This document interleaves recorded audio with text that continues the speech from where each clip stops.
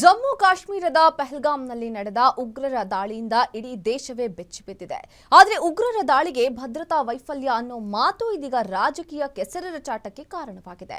ಉಗ್ರರ ದಾಳಿಗೆ ಭದ್ರತಾ ವೈಫಲ್ಯವೇ ಕಾರಣ ಅಂತ ಸಚಿವ ಸಂತೋಷ್ ಲಾಡ್ ಗಂಭೀರವಾಗಿ ಆರೋಪ ಮಾಡಿದ್ದಾರೆ.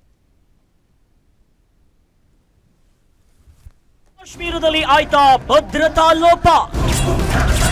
ಪ್ರಧಾನಿ ಮೋದಿ ವಿರುದ್ಧ ಲಾಡ್ ಕೆಂಡ. ಜಮ್ಮು ಕಾಶ್ಮೀರದಲ್ಲಿ ನಡೆದ ಉಗ್ರರ ದಾಳಿಗೆ 27 ಜನರು ಬಲಿಯಾಗಿದ್ದಾರೆ. ಆದರೆ ದಾಳಿ ವೇಳೆ ಹಿಂದೂ ಮುಸ್ಲಿಂ ಅಂತ ಪರಿಶೀಲನೆ ನಡೆಸಿ ದಾಳಿ ಮಾಡಿದ ವಿಚಾರ ಇದೀಗ ರಾಜಕೀಯ ಕೆಸರೆರಚಾಟಕ್ಕೆ ಕಾರಣವಾಗಿದೆ. ಉಗ್ರರು ಹಿಂದೂಗಳನ್ನೇ ಟಾರ್ಗೆಟ್ ಮಾಡಿ ದಾಳಿ ಮಾಡಿದ್ರು. ಸ್ಥಳೀಯ ಮುಸ್ಲಿಮರು ಘಟನೆಯಲ್ಲಿ ಸಿಲುಕಿದ 2,000ಕ್ಕೂ ಹೆಚ್ಚು ಪ್ರವಾಸಿಗರನ್ನ ರಕ್ಷಣೆ ಮಾಡಿದ್ದು ಸುಳ್ಳ ಅಂತ ಲಾಡ್ ಪ್ರಶ್ನೆ ಎತ್ತಿದ್ದಾರೆ. ಅಲ್ಲದೆ ಎಲ್ಲದಕ್ಕೂ ಮುಸ್ಲಿಂ ಅನ್ನೋ ಬಿಜೆಪಿಗರು ಉಗ್ರರು ದೇಶದೊಳಗೆ ನುಗ್ಗಿರೋದು ಹಾಗೂ ಭದ್ರತಾ ವೈಫಲ್ಯದ ಬಗ್ಗೆ ಯಾಕೆ ಮಾತನಾಡ್ತಿಲ್ಲ ಅಂತ ಸಚಿವ ಸಂತೋಷ್ ಲಾಡ್ ಬಿಜೆಪಿಯ ವಿರುದ್ಧ ವಾಗ್ದಾಳಿ ನಡೆಸಿದ್ದಾರೆ. ಹಿಂದೂ ಪರವಾಗಿ ನೀವು ಬಹಳ ಎಲ್ಲ ಪ್ರೀತಿ ಅಲ್ಲ, ಇಡೀ ದೇಶ ಹಿಂದೂ ಹಿಂದೂ ಹಿಂದೂ ಎಲ್ಲದರ್ರಿ ಹಿಂದೂ ಹೆಸರು ಹೇಳಿ ಲೂಟಿ ಹೊಡೆದು ಹಿಂದೂಗಳನ್ನ ಕೊಲೆ ಮಾಡಿರ್ತಕ್ಕಂಥದ್ದು ಇದೇ ಬಿಜೆಪಿ ಕೇಂದ್ರ ಸರ್ಕಾರ ಅಂತ ಈ ಸಂದರ್ಭಕ್ಕೆ ಹೇಳಿಕೆ ಬಯಸ್ತೀನಿ ನಾನು. ಅದಕ್ಕೆ ನಾನಿವತ್ತು ಒತ್ತಾಯ ಮಾಡ್ತಕ್ಕಂಥದ್ದು ಕೇಂದ್ರ ಸರ್ಕಾರದ ವೈಫಲ್ಯತೆ ಏನಿದೆ, ಕಳೆದ 11 ವರ್ಷದಲ್ಲಿ ಎಷ್ಟು ಈ ರೀತಿ ಟೆರರಿಸ್ಟ್ ಆಕ್ಟಿವಿಟಿಗಳಾಗಿವೆ, ಇದ್ರ ಬಗ್ಗೆ ಬಹಿರಂಗವಾಗಿ ಚರ್ಚೆ ಆಗಬೇಕು.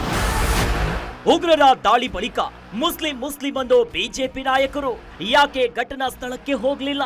ಪ್ರಧಾನಿ ನರೇಂದ್ರ ಮೋದಿಯವರು ಘಟನಾ ಸ್ಥಳಕ್ಕೆ ಹೋಗದೆ ಬಿಹಾರ ಚುನಾವಣಾ ಪ್ರಚಾರಕ್ಕೆ ತೆರಳಿದ್ದು ಸರಿನಾ?